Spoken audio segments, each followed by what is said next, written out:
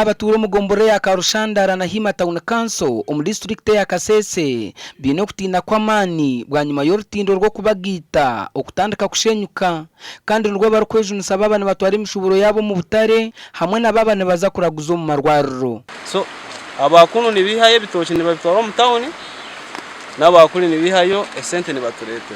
So Orutindo ni connecting Hima na Karushandaara.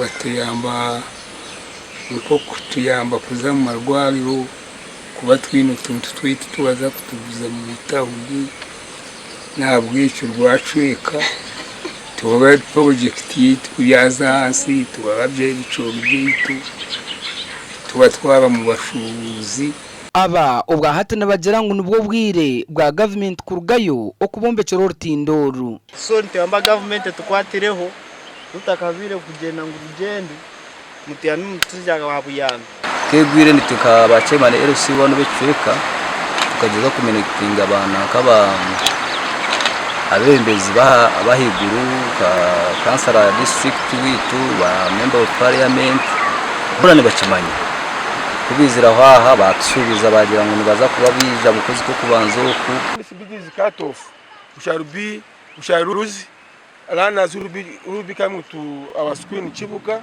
and those will be going to joining secondary in Hima Valley and other schools that are surrounding us.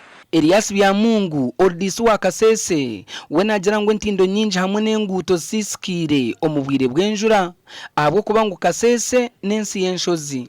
Because as I talk, Kasese is profiled among the top most disaster areas of this country. We have a national disaster response mechanism coordinated by the office of the Prime Minister.